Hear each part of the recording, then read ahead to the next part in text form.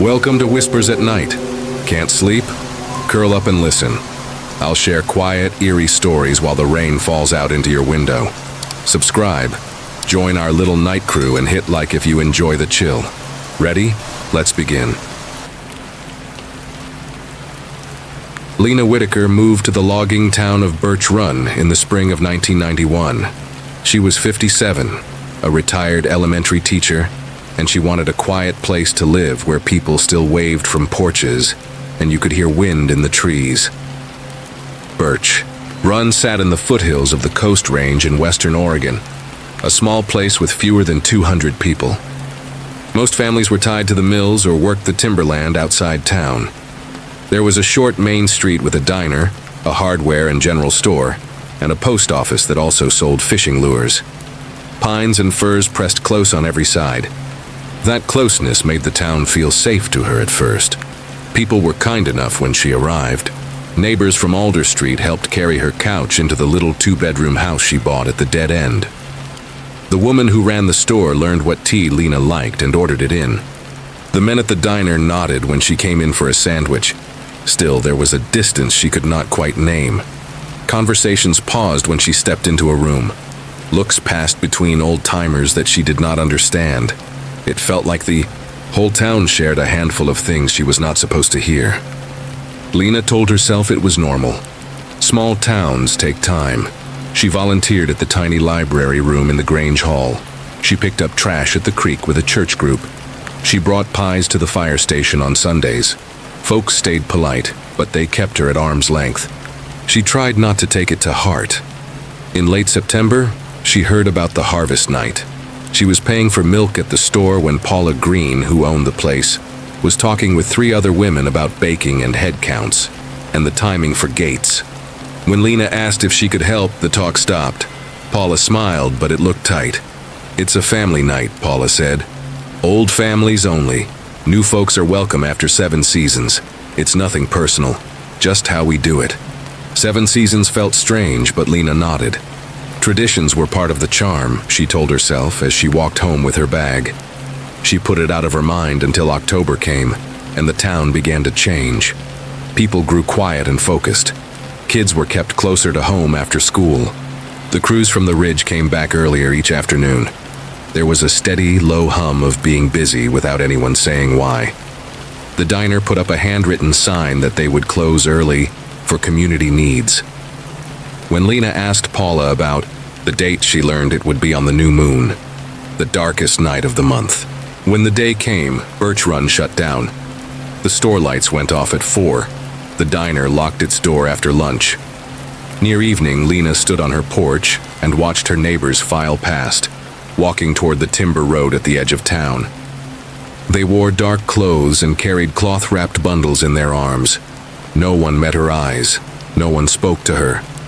By full dark, the neighborhood was empty. Lena sat for a long time in her living room, listening to nothing.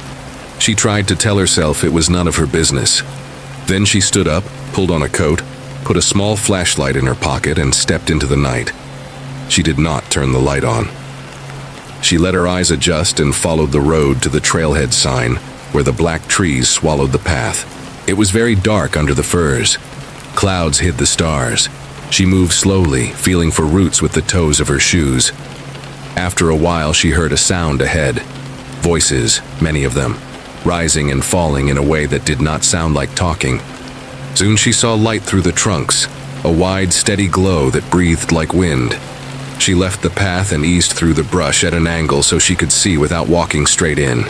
The clearing she found was large, ringed by old trees so big they looked like walls. In the middle, a bonfire burned higher than any she had ever seen in her life. Heat rolled across the ground. People stood in circles facing the flames.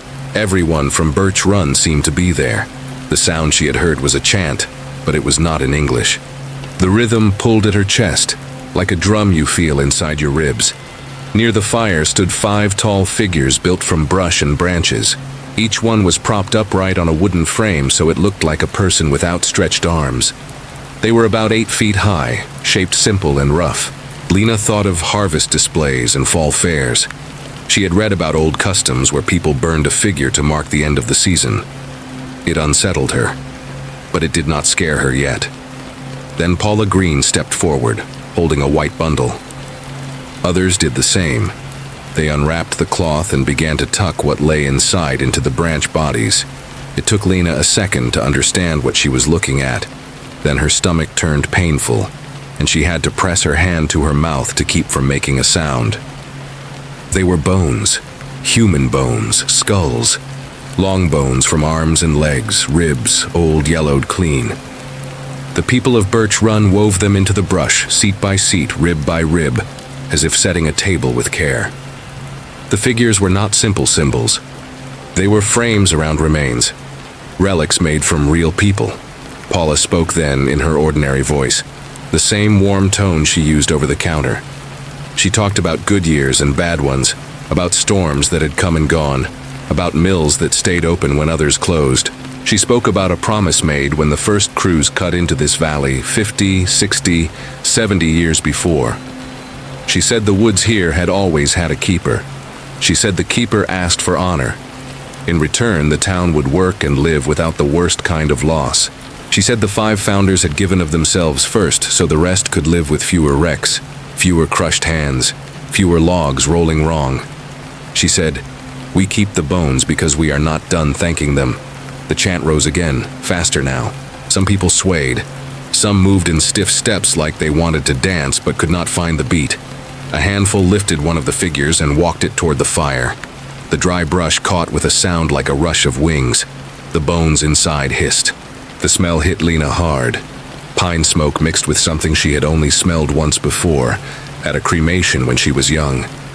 It made her eyes water. She pinched her nose and blinked back tears. She knew she had to go. If anyone found her, she did not think they would walk her home and ask her to keep quiet.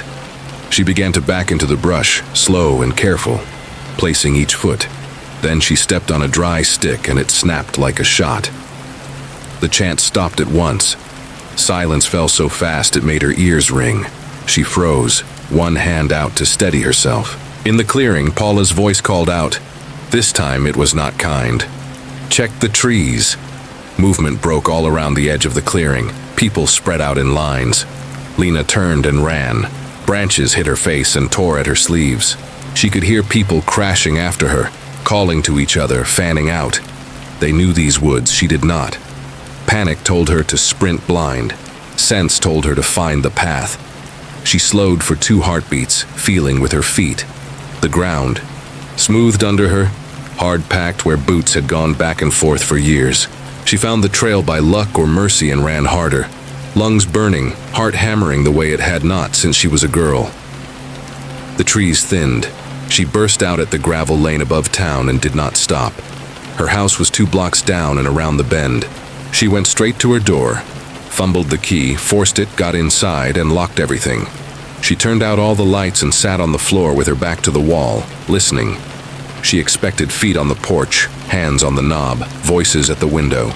None came. After a long time, the sky began to gray. Near morning, Lena stood behind her curtain and watched her neighbors walk home in small groups. Their faces were calm. They looked like people coming back from any late meeting. Paula carried a thermos and laughed at something a man said beside her. Doors opened. People went in. The town came alive as if it had been asleep. The hardware store raised its bent metal blinds. The diner put open in the window. Lena packed. She did not bother with everything.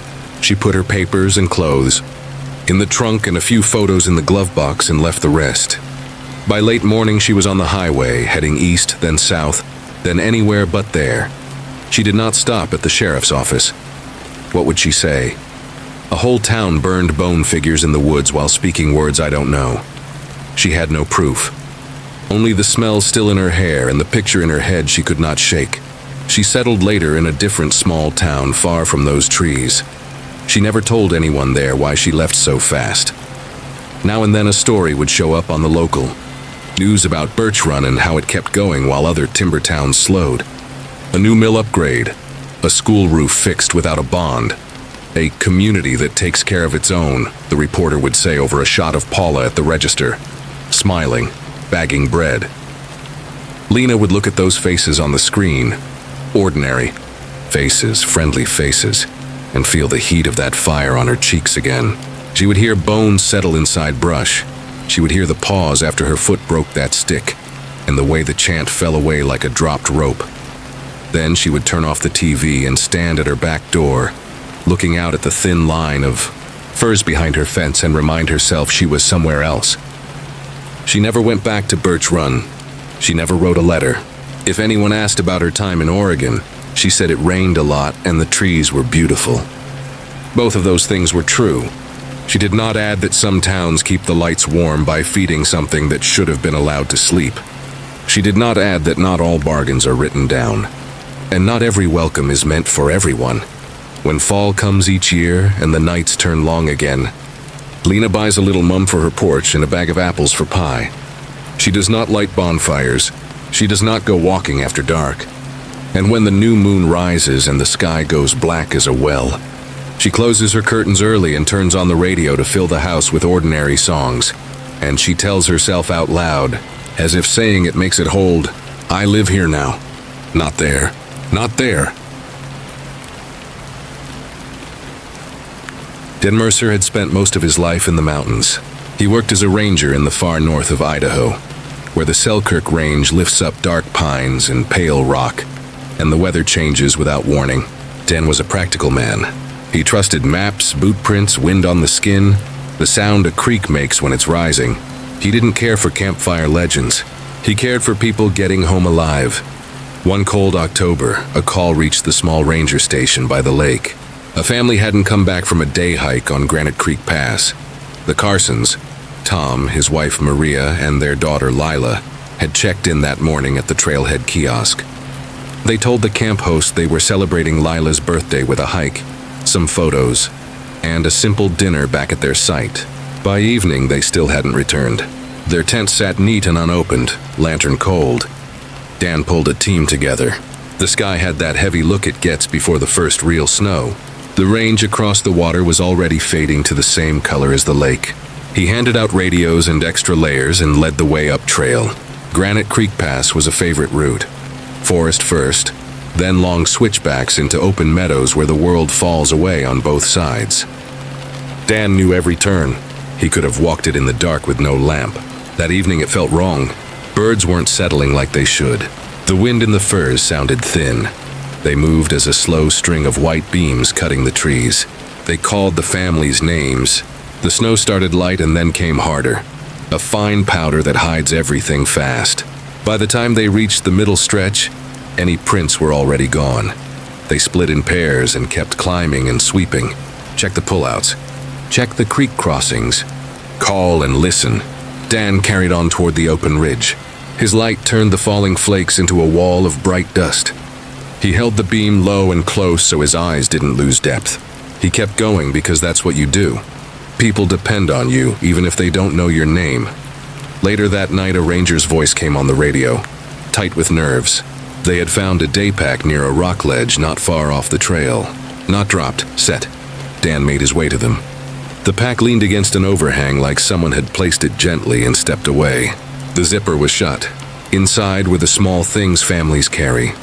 A wallet with Tom Carson's license, a few bars, a half-full bottle, and a 35mm camera with a long lens. The roll had most of its shots used. That made Dan's stomach go heavy. Photos sometimes tell you what happened when the land won't. They kept searching until the dark thinned to gray. Fresh crews came up with the morning. The snow fell again and again in bursts. A helicopter came later and ran careful lines across the basins with a thermal camera. The pilot's voice through the headset was calm. No heat signatures, nothing that looked like a person. Dan thanked him and kept the ground teams moving. Air misses what trees and rock can hide. That day and the next, dog teams worked from the silent campsite up toward the ridge. Reporters showed up at the station. A man from Spokane wanted a quote about early snow and ill-prepared hikers. Dan told him the truth. They didn't know yet. They were looking. The Carsons' relatives arrived by midday and took seats near the stove. They held coffee and didn't drink it. A woman kept glancing at the trail map like it could change if she looked at it hard enough. On the third day, a handler called from the edge of a cliff, a short walk beyond where the pack had been found. 3 things lay near the drop.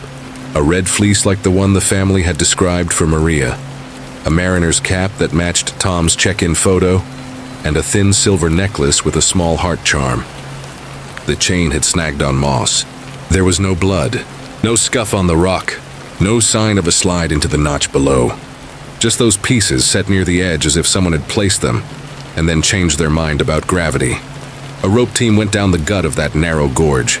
They eased across ledges, looked under shelves, peered into cold pockets where ice holds late into spring. Below them, the stream ran dark and fast, green where thin light reached it. Nothing, not a torn scrap of cloth, not a scrape of leather.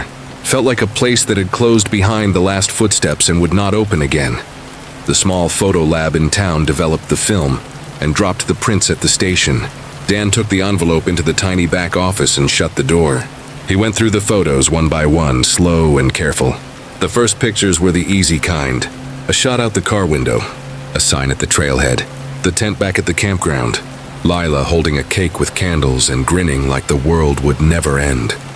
A patch of stubborn wildflowers somehow still bright this late in the year. Deer too close to the trail because people do the wrong thing and feed deer. Then something in the background of a family pose on the trail caught his eye. Between 2 cedar trunks stood a shape. It could have been a trick of shadow. The next picture, the shape was closer, right at the edge of the trail, still out of clear focus. Tall, thin, dark clothes that looked wrong for that weather. The Carsons were laughing and pointing at a distant peak. In the next frame, the figure stood closer again. The posture not right, as if the joints bent just a little off from how a person moves. The last frame took the breath from Dan's chest. All 3 Carsons stood together, arms around one another, smiles small and honest. The kind you give when a stranger offers to take your photo and you want to be polite. And right behind them, close enough to touch their shoulders if it had wanted to, stood the figure. The head was smooth and pale. No eyes, no mouth, just skin pulled tight over shape. The arms hung too long, the fingers reaching down farther than they should. The sun was bright that day. The family cast clean shadows across the trail. The thing behind them made none. Dan stood up too fast and knocked his empty cup into the trash. He went to the window. The glass showed only his face and the gray light. He steadied his hands on the sill. He told himself all the things a person like him tells himself. Bad exposure, trick of light, something on the lens. He had handled cameras for years. He had seen every kind of mistake a picture can make. What he had just seen wasn't that. He didn't run to the radio and shout. He didn't tell the family what was in the envelope. He did his work. He kept crews on the ridge and in the basins. He took calls gently. He answered reporters with plain words. The case crawled on for weeks. More snow, more map squares, more polite questions that had no good answers. The file moved toward the usual line people write when nothing else fits. Presumed fall. Remains unrecovered. It sat wrong in his mouth. It went into the record anyway. In the spring, Dan asked for a transfer. He wrote the request the simple way, no drama, no speeches. He packed up his few things and left the Selkirks for a rain-heavy post farther west, where the forest is old and wet, and the ferns are as long as your arms. He kept a set of the prints in a bank box because he couldn't bring himself to destroy them, and he also couldn't sleep with them in the house. The original negatives went into an evidence drawer in the nearest big city and stayed there, forgotten by everyone except the man who had touched them with cold fingers. On his last morning before he drove out, Dan went up to Granite Creek Pass. It was early enough that the light was blue and clean, and the peaks looked closer than they ever are. He stood at the sign where the Carsons had started their happy climb. He listened to the hush. That kind of silence is never empty. It holds small sounds. A trickle under ice, a jay far off, his own breath in the scarf. He turned to head back to the truck, and that's when he saw it. Between 2 trees at the edge of the forest stood a tall, thin shape. The head looked like unmarked paper. No features. No face to read. It didn't move. Dan blinked and the space was empty again. He didn't look twice. He walked to the truck, started it, and left the ridge without turning his head. The new park felt different.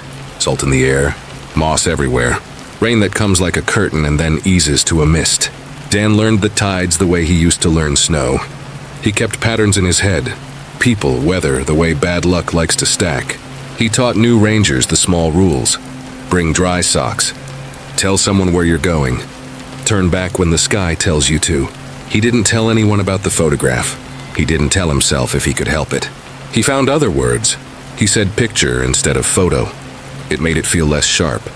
Sometimes a night would come that was longer than it should be.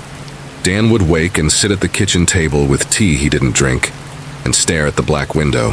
If a house is dark enough, glass becomes a mirror unless something stands on the other side. In that mirror, he saw what age does to faces. He also saw 3 people smiling into a lens and a pale shape behind them that threw no shadow. He would get up, wash his face, and say softly into the quiet, "It was only paper." It helped a little. Not much. Years went by. Search and rescue never got easy. Most missing people had clear reasons. A wrong turn in fog, a creek that rose, a slip on wet rock. Every now and then a case came with no shape at all. A tent with a book still open. The stove cooled to gray. A jacket folded on a rock and no footprints around it. Dan handled each one the same way. Steady voice, simple plan. Keep people moving until you can't. He didn't tell volunteers what he believed, because belief changes nothing in the field and can hurt a family who needs your calm more than your fear. Once the bank called to say his box fee was due, he went in, signed the paper, and held the envelope without opening it.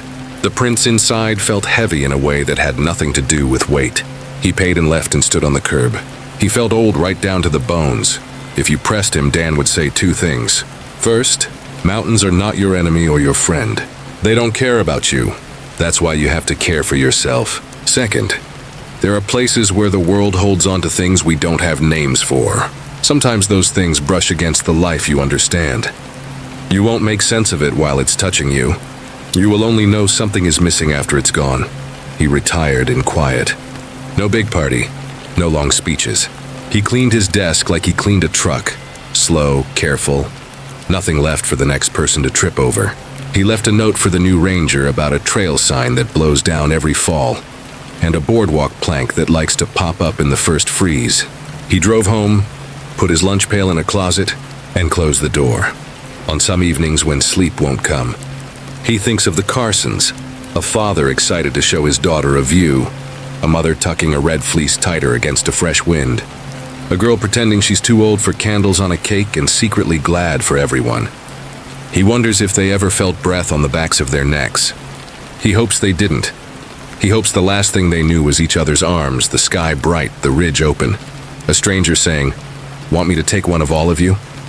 And the little click that puts a happy moment on paper.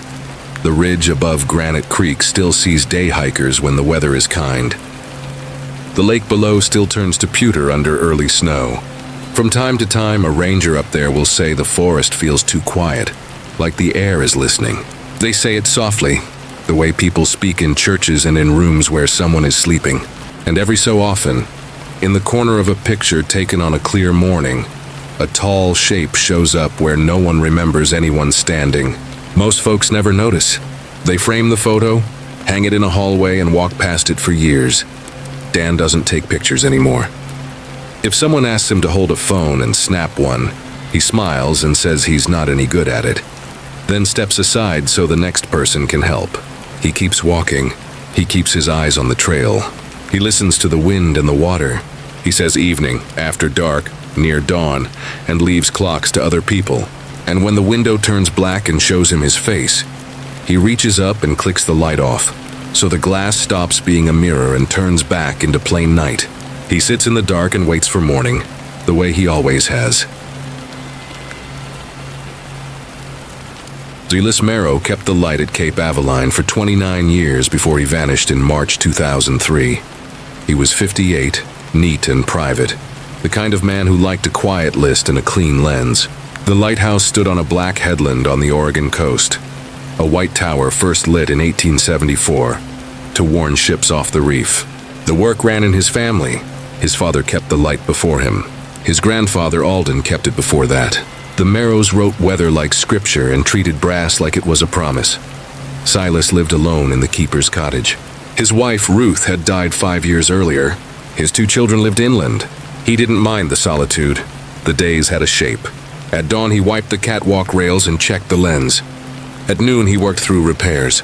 Near dusk, he logged the swell, tested the horn, and folded the rag by its crease. His logbooks were a steady fence of numbers. The Coast Guard trusted them. The first odd thing showed up in his log on March 3rd at 2:04 a.m. He wrote, "Three-masted schooner approaching. Sails full. No wind." He tried to hail the ship on every channel. No reply.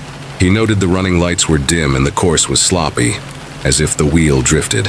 After 10 minutes, the ship turned broadside and slid away into dark water without any wind to carry it. 2 nights later, on March 5th, the schooner came again. Silas added more detail. The canvas looked sunburnt and stiff, patched with darker cloth. The hull showed open seams near the waterline. He hailed her again, nothing, but he heard voices. Not English, not Spanish, not anything he knew. He wrote a single strange line. Sounds older than words. The schooner turned away again. Sails still full in windless air. The ship returned the next night, then the night after that, always between midnight and dawn, always edging toward the rocks, always swinging off at the last second. Lanterns on deck made long ovals of weak light. Silas began to pick out faces, men in wool coats and oilskins, watch caps low. Their clothes looked like they belonged to another time. He logged bearings and times, but he also did something he almost never did. He wrote small human notes. They want to be seen. Then the next night, they want something from me. On March 10th, his handwriting tightened. The voices changed. They called his name now. Clear over the surf. Silas. Again. A tall figure at the wheel raised a hand and beckoned.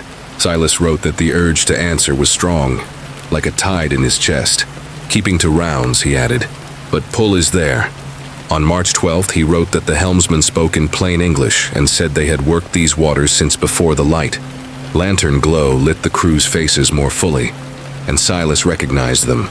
Their names were on the bronze plaque at the tower base. 15 men who died building the lighthouse in 1874. Scaffold falls, snapped lines, rogue waves. He wrote their names one by one. Then he wrote another, underlined twice. Alden Merrow. Alden Silas's grandfather was at the wheel. The record said Alden retired in 1931 and died of pneumonia in 1933 in Portland. But the man on the schooner had the same jawline as the porch portrait in Silas's cottage, the same set to the mouth. He called Silas boy, the way Silas remembered his father saying it when he was young. "The keepers don't leave," Alden called. "We keep the watch. Come down." That afternoon, the sky went clear, the hard blue after a storm. Silas ran to town for gasket kits and kerosene and poured coffee at the bait shop.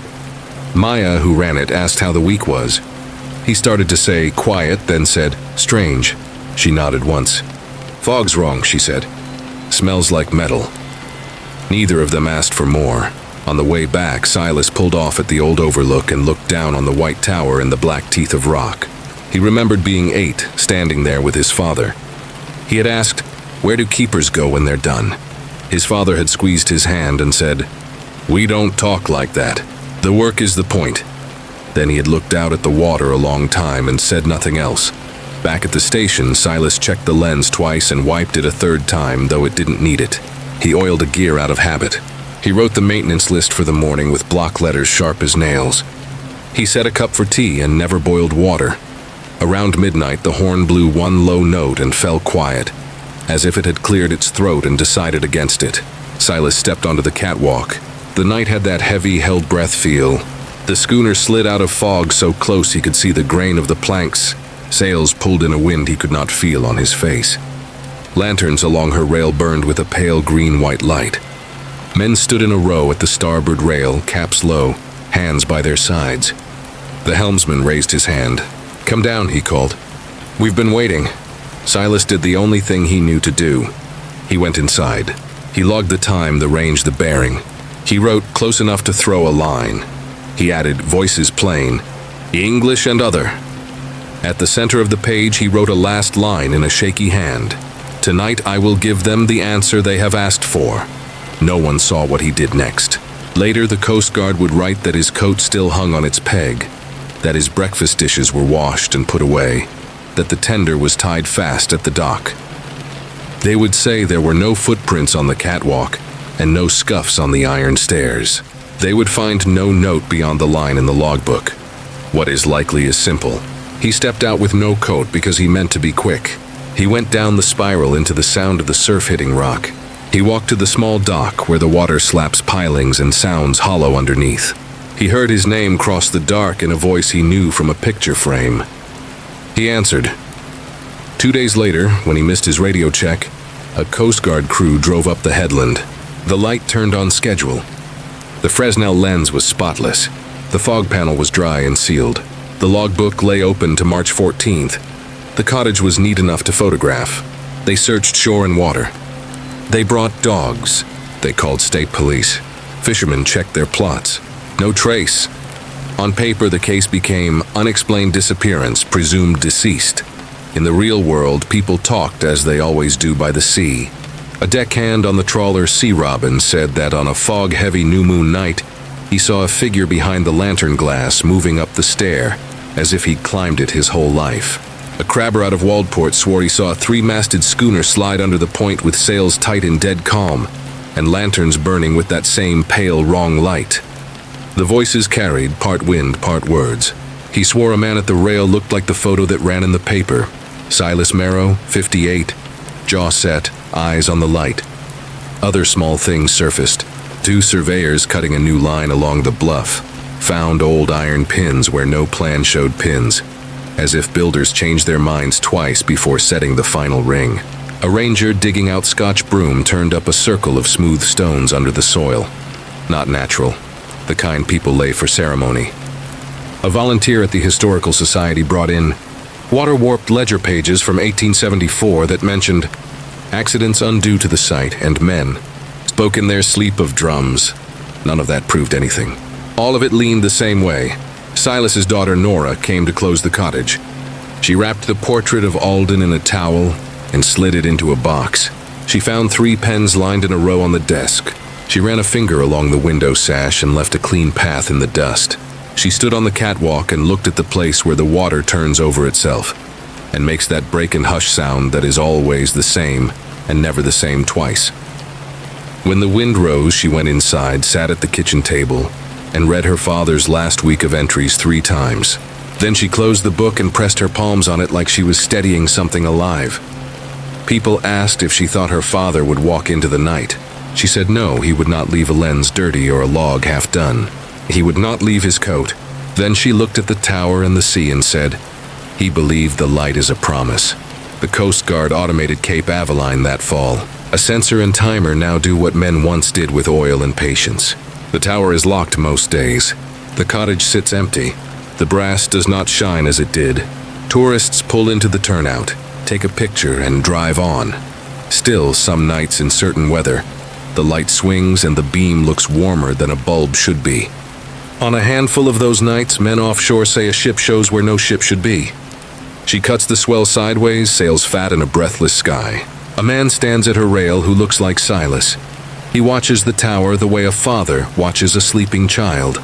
He raises one hand, not a wave, more like marking a bearing only he can see. People ask where keepers go when they are done. The official answer says they retire, move inland, and pass on. The coast keeps a different ledger. Some work you pick up and never fully set down. Some places, once they have your name, keep saying it until you answer. In his log, Silas wrote that the base sits where it should not, that the dead call because they cannot quite leave. If that is true, maybe he did not leave either. Maybe he stepped into the one part of the duty no manual lists. The log still sits in a locked steel cabinet at the station. The last line is shaky but clear. It is not a farewell. It is simply a choice made in the tone of a man who has always done his rounds. Tonight, I will give them the answer they have asked for. The light at Cape Aveline still turns. The water still breaks white on the black reef. And some nights, far past the point, a set of sails climbs out of fog as if filled by the breath of men who never left their post.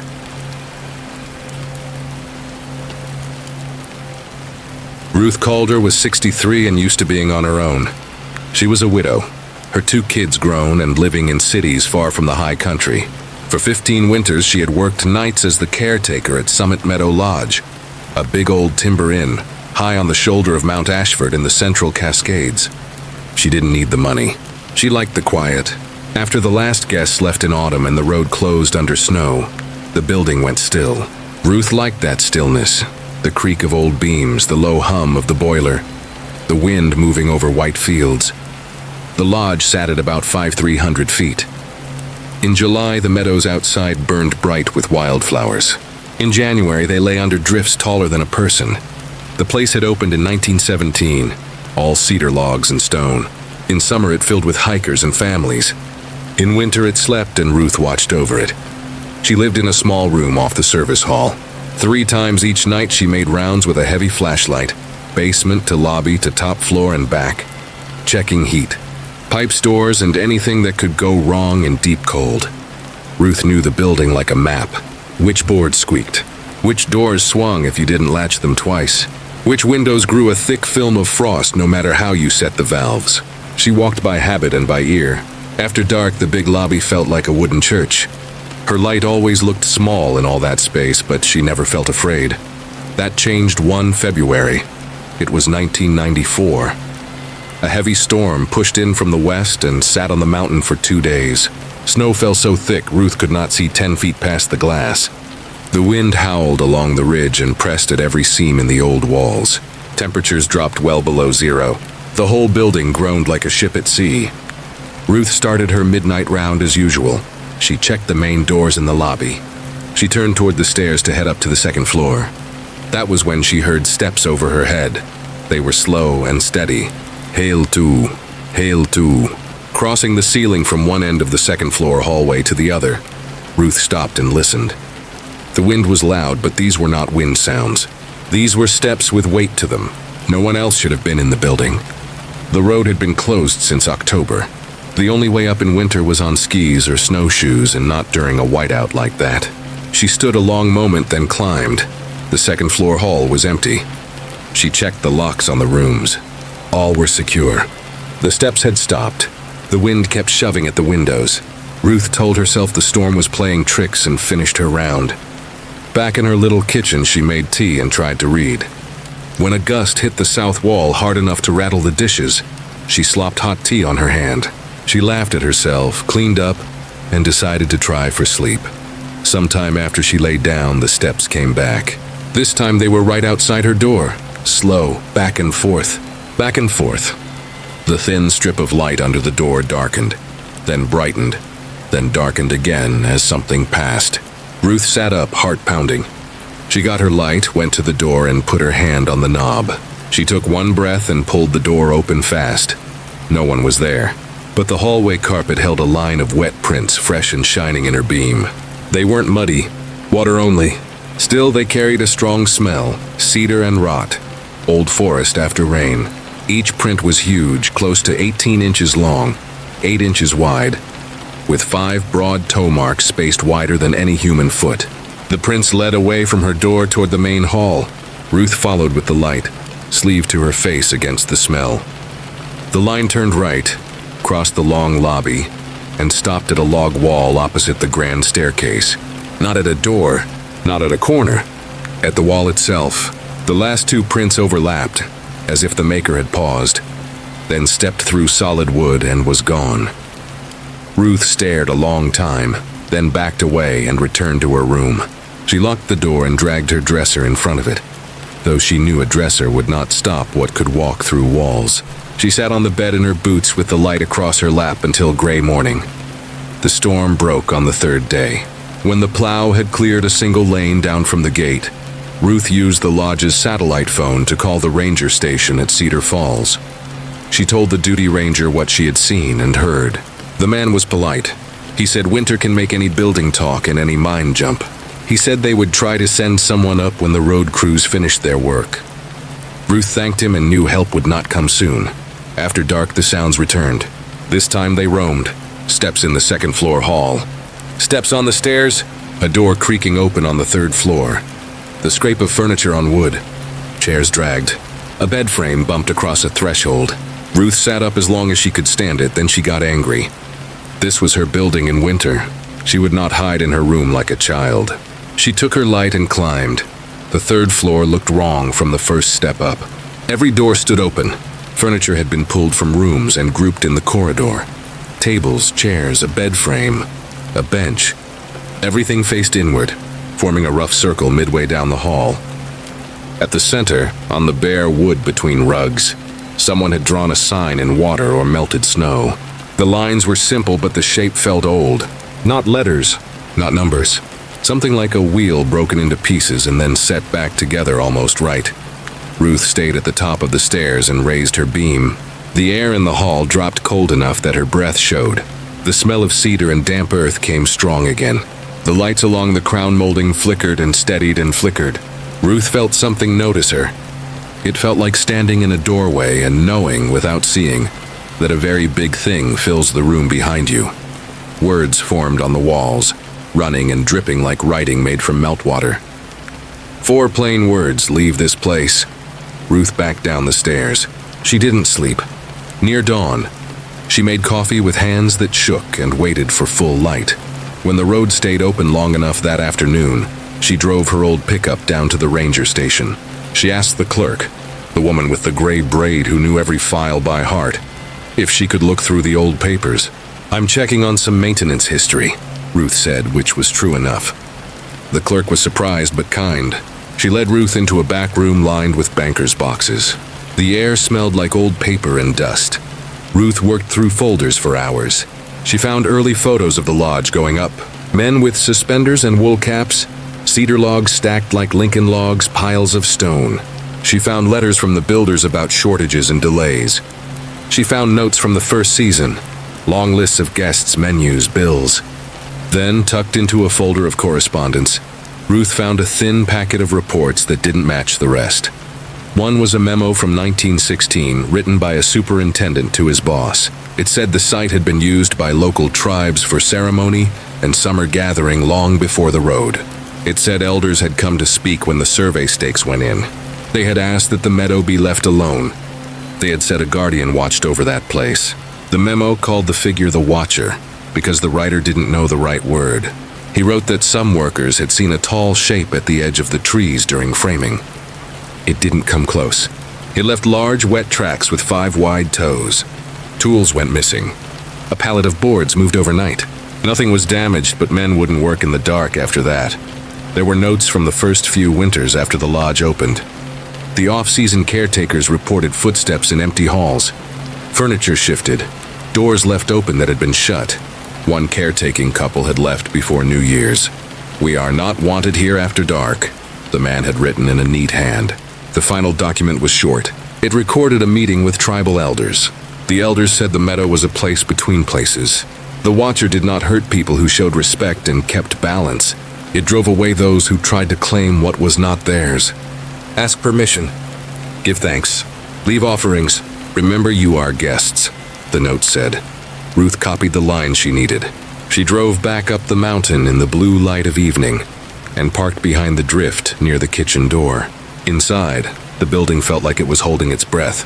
She brought cedar boughs from a tree near the service road. She found a small pouch of tobacco in a box left by a summer worker from years back. She set the cedar and tobacco in the center of the lobby near the cold hearth. She spoke out loud. Simple words. "I'm sorry. This place was not ours first. I am a guest. I will act like one. I will keep this building safe without forgetting the meadow it sits on. Please let me do my work and I will show respect. Thank you for watching this place." She stood a long time in the empty lobby with her hands folded. The wind moved across the roof. The building creaked once, then settled. That night, Ruth heard nothing in the halls. No steps, no doors, no scrape of chair legs. She made her rounds and checked her locks and slept a little before dawn. The next night was the same. And the next. The furniture on the 3rd floor stayed where it belonged. The strange sign was gone by morning, leaving only a ring of damp that dried by noon. The smell of cedar and rot faded to the normal winter scent of dry wood and old stone. Ruth finished that winter. She came back for more. She kept her same careful habits. She talked to the building as she walked it, the way people who live alone sometimes do. She also spoke softly to the empty air now and then. "Evening," she would say in the lobby. "Thanks," she would say after her round. It felt right to her, and it cost nothing. Once in a while, On very cold nights when the moon was bright and the meadow looked like a frozen sea, Ruth would catch a shape in the trees beyond the last lamp, tall, still, watching. She never went out to it. She never waved. She just stood in the doorway and nodded once. The shape would stay a moment longer, then be gone when she blinked. When the spring cruise came up and the doors opened again, Ruth told no long stories. If a new manager asked about winter issues, she said pipes at the north end needed extra care, and the west doors liked to lift in a blow. If someone joked about ghosts, she smiled and said the lodge was old, and the wind liked to tell stories. She kept the rest to herself.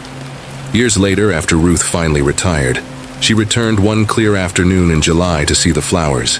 Families sat on the porch. Kids ran the path's edge. The lobby rang with voices. Ruth stood a while inside, looking up at the high beams and the big stone fireplace. On her way out, she laid a small cedar sprig on the edge of the meadow and whispered thanks. The wind came up soft from the ridge. For a second, far off, the tree line looked like a face turned her way. Not a face exactly, just the sense of being seen and not by something cruel. People still say Summit Meadow Lodge gets louder than it should in a storm. A door will open on its own once in a while. A chair will be found an inch off where someone swears they left it. The old rangers shrug. The new ones learn the rounds. On very cold nights, if you stand in the dark lobby and look toward the glass, you might glimpse a tall shadow in the trees beyond the lamps. If you do, don't panic. Say evening. Remember you are a guest, and keep the cedar close.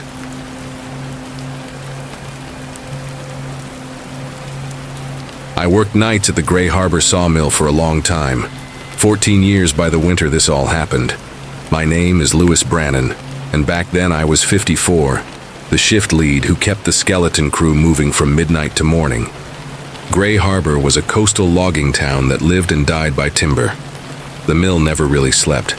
Steel screamed, belts thumped, forklifts beeped, and on clear nights the wet air carried the noise down to the water like a warning. The first body turned up on a Tuesday in early January of 1996. Victor Hale ran the debarker on nights. He didn't clock in. We figured he was sick. By sunrise, his truck was still in the lot and his wife had called in a panic. We went looking. They found him in the yard between bundled stacks of fresh 2x4s. I won't describe it in detail. I still see enough of it in my sleep. What mattered was simple and terrible. Whoever killed him had used mill tools, not a knife from a kitchen, not some weapon carried in from outside. Our own machines had done it. A circular saw had bit where no saw should, and a logging hook, one of the long-handled ones we swing all night, had been driven through him like he was just another piece of stock. Town cops came first. State detectives followed. Everyone asked the same questions. Anyone see something? Anyone hear a fight? The answer was no. The mill is loud. You learn to make islands of attention around your station and trust the man beside you to do the same.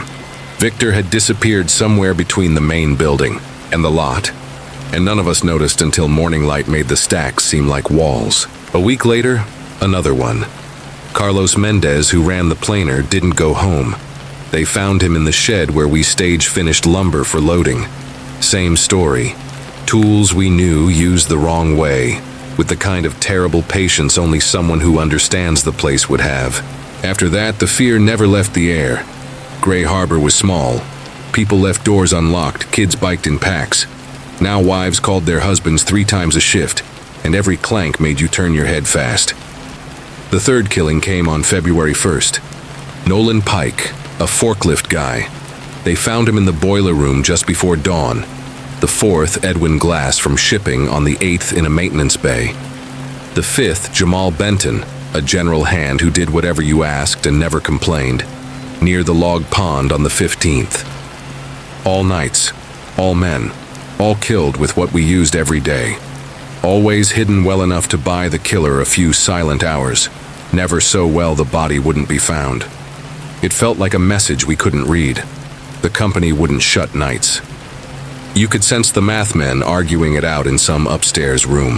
How much money you bleed with idle machines versus whatever you prove by going dark. Instead, they layered on rules, guards at every door. We moved in pairs. Police parked near the gates during my shift. It helped a little, but only the way a tarp helps in a storm. I still watched my people with the kind of attention you'd give a stranger. I hated that feeling. It made everything wrong. I found the pattern by accident. I was in the office at 3 in the morning with a mug of bad coffee, going over the victim's files, trying to answer questions for the detectives. Dates of hire, stations worked, old write-ups, anything. I kept seeing the same year. All 5 had worked here in 1989. That wasn't rare. Lots of us had. But when I checked the old schedules and the daily logs, a day jumped out, June 12th, 1989. A logging accident out at Block 17, downriver. I remembered it even before I pulled the yellowing report from the cabinet. We all remembered. A bad tree, a worse cut. A giant Douglas fir that should have fallen away from the crew went the other way and came down hard on a kid who shouldn't have been in danger. His name was Eli Hart, 23. Newly married, baby due in the fall. The fellers misjudged the lean and let the back cut ride long. The fir twisted, kicked, and crushed him where a safe zone should have been a safe zone. We closed the mill for a day to attend the funeral. They kept the casket closed. The state called it an accident. That's what logging is, danger wrapped in a paycheck, no charges. The crew did extra safety training and came back. I read the names on that crew list, and my hands went cold. Victor, Carlos, Nolan, Edwin, Jamal, and one more, Trent Weiler. Weiler worked nights. He was on the floor that very shift, scheduled in the main cutting room across the yard. I picked up the phone and called the lead detective at home. He told me to sit tight. They were sending cars, but I couldn't just sit in a lit office while my guys worked with a man who might have killed 5 of their friends. The cutting room was filthy with sawdust, air full of sweet resin and metal.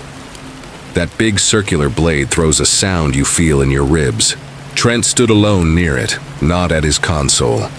He was staring at the blur of the blade, hands at his sides. When I got close enough, I saw he'd been crying. The tears looked strange on a face I'd only ever seen grin or go blank. "Trent," I shouted over the noise. He turned. There was a logging hook in his right hand. My stomach dropped like a cut tree. "Put it down, son," I said. I kept my voice calm because any other voice felt like adding more sparks to a room already full of fumes. He shook his head once. "Do you remember Eli?" His voice came out tight and flat. "I do," I said. "Everyone does." "He was my cousin," Trent said. "We grew up together. He taught me to throw a line and pull a carb. I told him to take this job." He swallowed. "I found him under that tree. I see him every night I try to sleep. I told him I was sorry. I told him we all were. He didn't seem to hear it. They cut corners that day," he said. "They knew that tree wasn't right. They were behind on load counts. They talked about it at lunch and did it anyway. You know how I know?" He tapped his forehead. "Because I heard them. For years. In the break room, in the yard. Bad lean, but we had to make time. Like Eli was part of the cost of doing business." I opened my hands and tried to step a little closer, angling myself so the hook wasn't lined up with anything vital. "If it was negligence, the state should have..." "The state signed papers and went home," he snapped. "So did they." He lifted the hook like he might raise a hand to hail a cab. It was not a fast motion. He wasn't lunging. He was deciding. The room seemed to narrow. "Trent," I said. "Listen, you got 5 names on that crew. 5 are dead. There was a 6th, right?" His eyes flicked, just for a second. His jaw clenched. "You think the 6th is me?" I said, keeping my voice even. "You're wrong. I wasn't out at Block 17. Check the logs. I was here in this building fixing a jam in the edger line. Call the office. They'll read you my name." He looked lost for a heartbeat, like a man who'd reached for the last rung and missed. For the first time, the hook dipped. That pause saved lives. Red and blue washed across the far wall. Boots pounded the catwalk. Officers spilled through the side door with guns up and voices loud. They spread around us with a practiced flow, ordering Trent to put the hook down. He let it fall. It clanged and slid, sparking. He lifted his hands. He didn't fight the cuffs. As they led him past me, he turned his head. "I'm sorry, mister.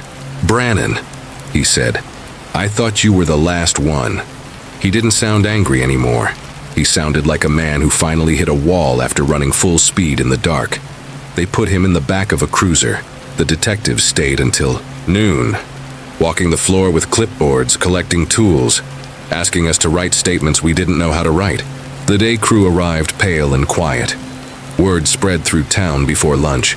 Wives drove down, stood near the gate, clutched each other's coats. The superintendent stood on a forklift and told everyone the mill would close for a day. We all went home the way you go home after a storm has taken the roof, but left the walls. The paper said the same things everyone says when a killer is caught. Troubled, kept to himself, a good worker, never thought. None of that felt right. Trent wasn't a shadow who emerged from nowhere. He was one of us, shaped by the same pressures, bleeding from the same old cut that never really clotted. He had held his cousin's wife while she threw up grief in a gravel driveway, and watched 5 men joke over coffee about quotas and lean and luck. He had watched nothing change. The 6th man from that crew, whoever he truly was, packed his pickup the night Trent was arrested and vanished. The cops came by the next morning looking for him and found a bare closet. Maybe he ran because he feared Trent. Maybe he ran because he finally felt what he should have felt 7 years earlier. I don't know. No one ever saw him in Gray Harbor again. The company put up fresh safety posters. They ran trainings with a consultant in a clean shirt who talked about culture. Guards stayed longer at the doors. Schedules changed, so fewer men walked alone between buildings before dawn. It all helped, the way seatbelts help. But I knew what I knew. In a business like ours, the work will always flirt with the line between acceptable risk and something uglier. You can push the risk towards safer ground. You can't move the ground. I stayed 1 more year. Every night, I walked past the stacked lumber where they found Victor. I felt my head turn, even if I told it not to. Every time the big saw wound up, the hairs on my arms rose like old dogs who don't trust a certain truck. I waited with my crew in pairs at the gates until wives' headlights cut through the mist. I told jokes I didn't feel so the young guys wouldn't see what I was carrying. On my last day, near dawn, I stood by the log pond and watched the steam lift off the black water. The cranes were quiet. The gulls were just starting to argue with the light. I thought about Eli and the way a bad cut can look fine right up until the whole tree twists the wrong way. I thought about Trent, who gave the worst answer to a question a lot of us were asking in our heads. I thought about the men who died with their boots on inside a place that smelled like a paycheck. I turned in my badge, shook hands, and walked out. I bought a smaller place inland where you hear wind in the pines instead of saws in your chest. Sometimes on cold mornings, a truck down the highway downshifts and the sound rolls through the trees like machinery spooling up. I pause and I see that cutting room again. Trent's wet face, the hook, the blur of the blade. I see how close things come to going one way or the other, and how often we live inside that narrow space without knowing it. People ask, once they learn I worked there, if Gray Harbor ever felt normal again. Did, in the way towns survive floods and fires. Folks still bought their groceries and sat in church and cheered at ball games. The mill reopened and ran. Young men started new shifts and old men retired one at a time. But normal is a word you use when you don't have to think too hard. For those of us who were there, the winter of '96 sits under the surface like a knot in planed wood. You can sand, but the grain remembers I don't keep clippings. I don't follow Trent's appeals. If I see a headline, I turn the page. Once, years later, I stood in a hardware aisle and watched a young guy reach for a new logging hook. He hefted it, tested the balance, swung it softly like a pendulum. I wanted to tell him 100 things. About safety briefs and double checks. About the way guilt grows and the way anger rots. But I said the only thing that ever seems to stick. Respect the tool, I told him. And respect the man working next to you. Both can hurt you if you don't. He nodded and smiled and probably forgot me by the time he got to his truck.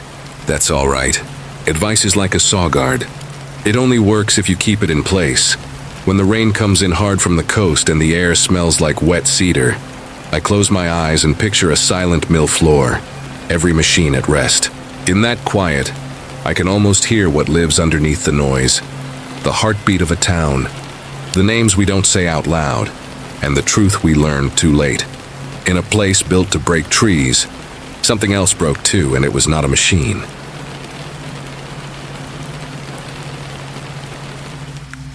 Lenora Pike signed up for a university study in the winter of 2001. She was 60 years old, a retired librarian with no close family and a steady, curious mind. The study asked for 6 weeks alone in a remote cabin to see how solitude affects thinking, mood, and senses. The pay was good, and she liked the idea of helping real science. The team came from a university in Seattle. The cabin wasn't in Olympic National Forest, but farther south, in the Willapa Hills, where logging roads thin out and moss hangs in long curtains. They told her there would be no electricity, no phone, no visitors. Heat would come from a wood stove cooking from a propane burner, water from a spring. A chemical toilet sat in a small shed. Every Sunday at exactly 2 p.m., she would use a hand radio to answer set questions. How she slept, how she felt, any odd sights or sounds. If anything went wrong, they could hike in and end the test. Lenora passed the checks, physical, mental, and a long talk to be sure she knew what she was doing. Gray morning in January, a truck took her to the trailhead. 2 assistants hiked in with her gear, showed the radio one last time, and left. Their footsteps faded. The forest swallowed the sound. The first week went easy. Lenora made a routine. She woke with daylight, boiled tea, and read for hours. Afternoon, she walked a loop for small deadfall and watched the trees. She cooked simple food, wrote in her study journal, swept and stacked wood. At night, she sat by the stove until the flame was coals, and the cabin ticked softly as it cooled. The silence felt large but not heavy. She noticed things she never heard in the city. Cones dropping, rain thinning to mist, a lonely owl. She slept well. The second week she learned the forest is never silent. It has 1,000 small noises and the mind tries to sort them. A cone on the roof sounded like a footstep. A shudder in wind sounded like a hand on a latch. She knew this was common. The team had warned her that the brain loves patterns and will invent them when alone. She wrote it all down. On Sunday, she reported the misheard sounds. The lead researcher, Dr. Nadia Ortiz, stayed calm and kind over the radio. Normal, she said. Keep notes. Don't worry. By the 3rd week, the noises became voices. They started as faint shapes in the wind, cadence but no words, just at the edge of sleep after the lantern went out. Each night they grew a little clearer.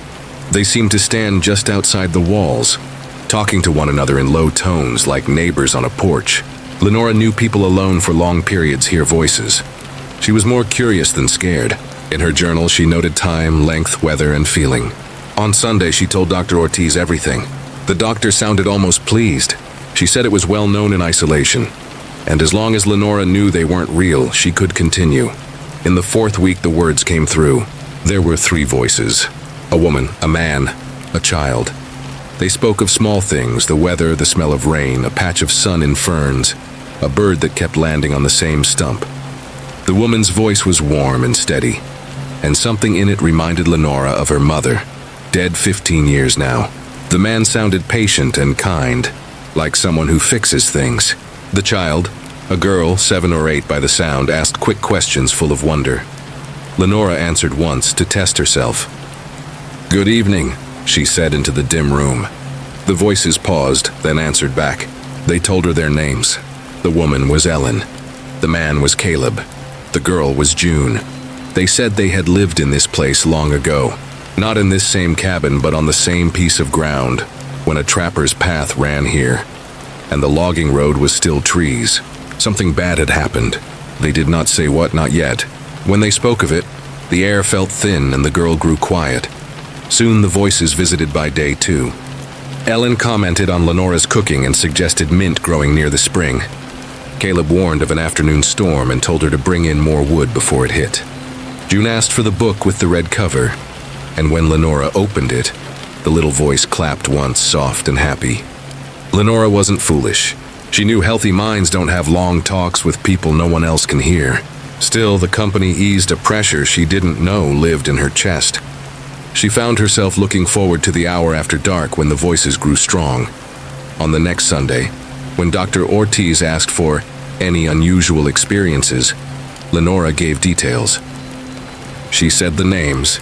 She said Ellen's herb tip helped the potatoes. She said Caleb's weather call saved her from a soaking. She said June's favorite part was the shipwreck chapter. Dr. Ortiz's voice changed. The doctor asked if Lenora understood these people were not real. Lenora hesitated. They knew about the mint by the spring. I didn't. The radio was quiet for 2 heartbeats. Then the doctor said the study was over and a team would come in the morning. After the call, Ellen spoke, as clear as breath at Lenora's ear. They'll try to split us up. Caleb said they had been alone so long. Don't leave us, he added, urgent but soft. June began to cry and asked Lenora to stay. Lenora sat at the little table with her hands around a cup of cooling tea. She had been alone a long time. She knew the sting of a room where no one says your name. She also knew there were doctors and tests and lines you shouldn't cross. She said, I'll sleep on it, though she did not sleep. At dawn, boots crunched on the path. The latch clicked. The door pushed in a little. Dr. Ortiz stepped inside with 2 assistants in bright jackets. Lenora sat at the table. A teapot steamed. 3 empty chairs were pulled close to her as if guests had just stepped away. She was smiling and talking to the space between those chairs. Good morning, the doctor said gently. It's time to go. Lenora introduced everyone. She said, Doctor, this is Ellen, this is Caleb, and this is June. June is shy. She poured 4 cups of tea and set them where hands were not. The doctor tried reason. The study had to end. They would take her for a checkup. Then rest, then home. Lenora listened and stayed polite, but shook her head. She said they had told her the truth that morning. Winter of 1933. A family got caught in a whiteout. There was a trapper's hut here then. They waited for help that never came. They froze before the thaw. Their bodies weren't found until spring. Now the 3 of them were still here, year after year, and they were so lonely it hurt to speak of it. The doctor changed approach. She said the brain can know things without knowing it knows them. She said the mind can build voices out of wind and memory, and then fill them with details you once noticed and forgot. She said if Lenora stayed, the voices would grow, and bend the rest of her life out of shape. She asked again, this time almost pleading. Please come. Lenora's eyes shone but did not spill. I finally matter to someone again, she said. I can read to June. Ellen likes how I cook when the pan is hot enough first. Caleb says the stovepipe smokes because the elbow is crooked. I can fix that. She turned to the empty chair on her left and smiled. We have plans. 3 hours passed while the doctor tried logic, memory, a joke, a story. Even a silence meant to let Lenora decide for herself. At last, the doctor nodded once to the assistants. They knelt, kept their voices gentle, and each took one of Lenora's arms. She didn't fight at first. At the door, she turned and reached toward the table. I'll be back, she said to the chairs. I promise. Outside, the air smelled like iron and wet bark. Frost hid in the grass where the sun hadn't reached. As they walked, Lenora looked back and spoke to the trees. Wait for me. No one answered. Or maybe they did and the wind kept it. They brought her to a clinic. She slept 12 hours in a row. The evaluation was kind and careful. The report said, hallucinations consistent with prolonged isolation, and marked attachment to hallucinatory figures. Dr. Ortiz visited twice and left a small pot of mint on the bedside table. A week later, a different team hiked in to pack the cabin. The stove was swept clean. 3 cups were rinsed and left upside down to dry. On the sill above the sink lay a braid of dried grasses tied in a knot, as if a child had made it and set it there. It was not in the report. It proved nothing. Lenora went back to her small apartment in Tacoma. She watered the mint. She bought 3 second-hand chairs and set them around her kitchen table because she couldn't stand the look of one chair by itself. At night, she sometimes said good evening into the quiet just to say it. On most nights, there was no answer. On some nights, a wind brushed the screen and a little laugh rose and fell so fast she could tell herself it was only a truck on the highway. She kept a book open on the table, face down, as if someone small had stepped away for a moment. Dr. Ortiz mailed copies of the first weeks of Lenora's journal. Steady, neat, measured, and the last where the ink pressed harder and lines ran past the edge. Lenora kept them in a blue folder. Now and then she opened it to the page with the 3 names and traced each letter with her finger, the way she used to guide children through their first words. She did not return to the Willapa Hills. The study would not allow it. One clear morning in early spring, she drove south anyway, and stopped at a turnout where the ridges looked like sleeping animals, and the fern gullies still held brown edges. Sitting on the hood of her car, thermos in hand, she listened to wind in the firs. When she closed her eyes, she could almost hear the small voice again, bright and eager, asking, "One more chapter?" Lenora answered the air, soft and sure. "One more," she said and smiled.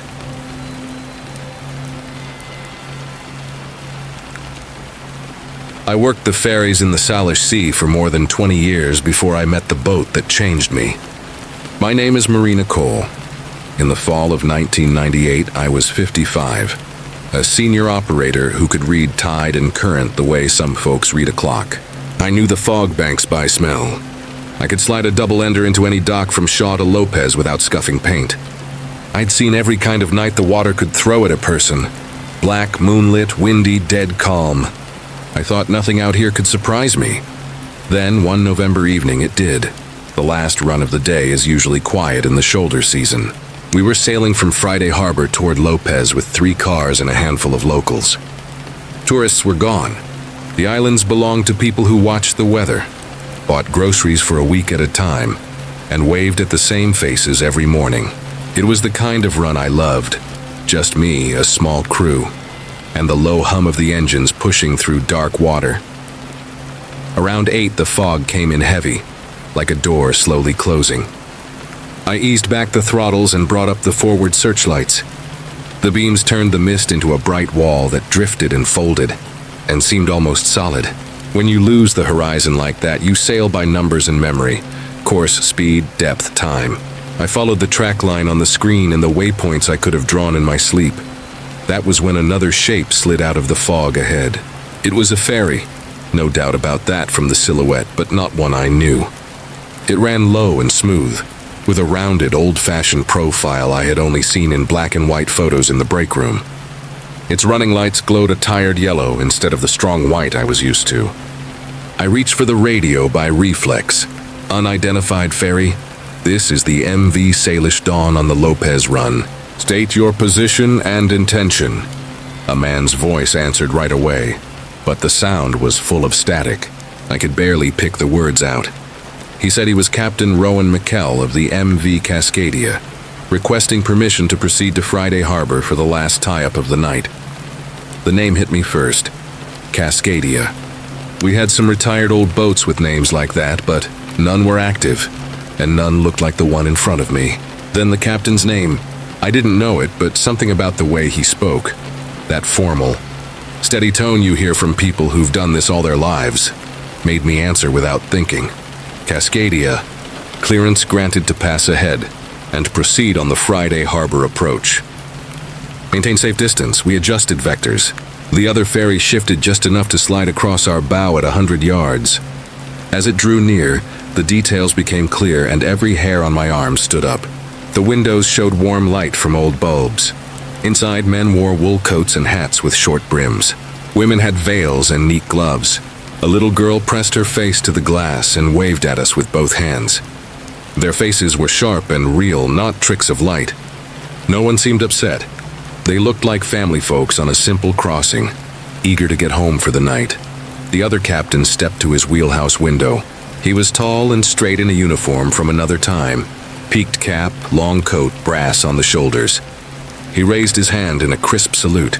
I did the same because it would have felt wrong not to. We passed port to port like the rules say, and the old ferry slid past our bow. I kept my eyes on her until the fog took her back. One moment she was there, dim and solid. The next there was nothing but mist, and the radar showed no target at all. I finished the run to Lopez like nothing had happened because I didn't have better words. My crew didn't ask.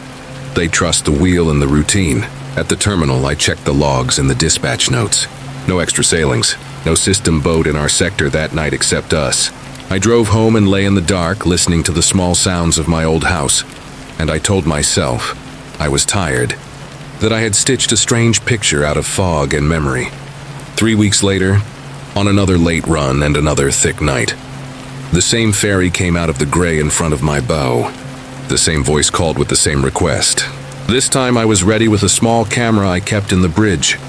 I took 6 pictures through the glass as they crossed our track. When we tied up, I scrolled through the shots. Every frame showed only light and fog.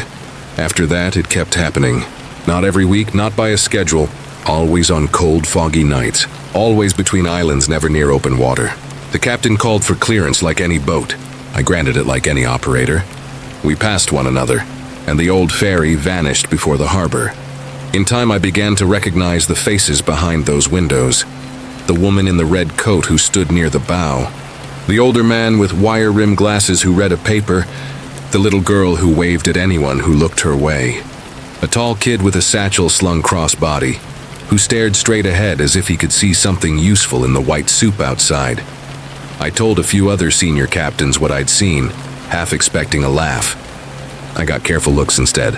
One man from Anacortes shifted his weight and said he had crossed paths with an old girl that didn't paint on radar after midnight near Decatur Pass. And no, he didn't log it. Another woman, tough as rope, not given to stories, said she had watched a vintage hull slide off her starboard at maybe 200 yards. Crew on deck in long coats, no wake behind, then gone. We all fell quiet and changed the subject. On my nights off, I read. I learned enough to fit a story to the shape of what I'd seen. In the 1950s, there had been a sleek ferry on these waters, not named Cascadia, but close enough in style to make the hair rise on your neck when you looked at old photos. Around Christmas one year, some said Christmas Eve, she took on island passengers late in bad weather to get them home. She wasn't supposed to go out. The weather worsened. Lights were seen from shore and then not seen. No distress call reached anyone. No wreck was ever found in the deep channels between islands and straits. 40-plus souls, the paper said, lost to wind and water in winter. I stopped thinking of the boat I met as a ghost ship. Ghost sounded like a jump scare. What I saw felt more like a loop, like a path cut so deep into the world that it kept repeating when conditions were right. Captain McKell called to ask for clearance the way he must have called to dispatch that last night. I answered the way any ferry would answer. We passed as professionals do, and his boat faded again because the story had to end where it had ended the first time. I began to talk to him. Not much, just a few extra words on the radio, tucked around the business. Cascadia, clearance granted, and then soft, "Evening, Captain." Once he answered, "Evening, ma'am," with a note that sounded like relief. Another time, when the fog was so thick it beaded on the glass like rain, I said, "Watch your drift through upright channel." "She sets to the south on this tide," he replied. I appreciated. It made no sense. It also felt right. Over 5 winters, I crossed paths with that ferry 17 times. The number sticks with me because I kept a small tally in a notebook I never turned in. We never touched. We never raised a horn. We just moved past each other like 2 pages sliding in the same book. On my last night before retirement in 2005, the fog lay heavy over everything. I was making a short run to Lopez, and I knew in my bones I would see him one more time. I stood alone in the bridge. The instruments glowed soft green. The engines held that steady comfort you feel in your feet. The radio hissed and then cleared. "Salish Dawn, this is Cascadia requesting permission to proceed to Friday Harbor," the voice said. It was as calm and formal as ever, but there was the faintest edge of weariness in it, like a man who has worked a double and is ready for his chair. "Cascadia," I said. "You are cleared to proceed." I paused, then added, "Captain McKell, thank you for the way you keep your watch. You've done your duty. People out here remember. I hope you can rest." The radio stayed quiet long enough that I thought I'd gone too far. Then he came back, and it was the first time his voice sounded fully human to me.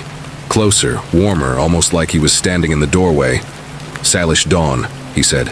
"Appreciated." He took a breath. "It may be time then." We passed each other in the same place we always did. But this time the faces at the windows shifted. The woman in the red coat took off her gloves and pressed her palm to the glass as if to say goodbye. The man with the paper folded it and looked up, truly looked, the way people do when they accept an answer. The girl waved, of course, and something in me softened. The tall kid with the satchel smiled, barely, like he had finally heard good news. The ferry eased on. The fog thinned for a heartbeat around her hull and then closed. No fade this time. Just gone like a light turned off, I never saw that shape again. Others said the same. The talk faded. Younger captains shrugged at the old stories and kept their eyes on the plotter and the rules of the road. That's fine. Every generation inherits a different kind of night. Sometimes now, standing on the bluff above the harbor with my thermos, I watch the evening boats wink in and tie up. On certain cold nights, the fog lies flat and bright under the sodium lamps, and the horns talk to one another in long, patient notes. I think about how many crossings we make in our lives, some finished, some not, and about the people who do their work in the dark because someone has to. I think about a captain who asked permission like a gentleman, run after run, and about the day he finally heard what he needed. People ask if I believed in what I saw. I tell them belief isn't the point. The water keeps its own records. Some are written in logs and hard drives. Some are written in a way fog understands. On those rare nights when the air is cold and still, I sometimes hear a faint voice on a dead radio, polite and steady, asking to proceed. I don't speak back anymore. I close my eyes and picture a boat easing in toward lights it will never reach, and then, at last, choosing to stop trying. If you ever find yourself on a late ferry in winter, and the world shrinks to the size of a cone of light, listen. You might hear voices you don't expect. If you do, answer kindly. Doesn't change the rules of the road. It just reminds us there are other journeys nearby, some long, some done, all of them carrying people who want the same simple thing, to get home before the night gets any darker.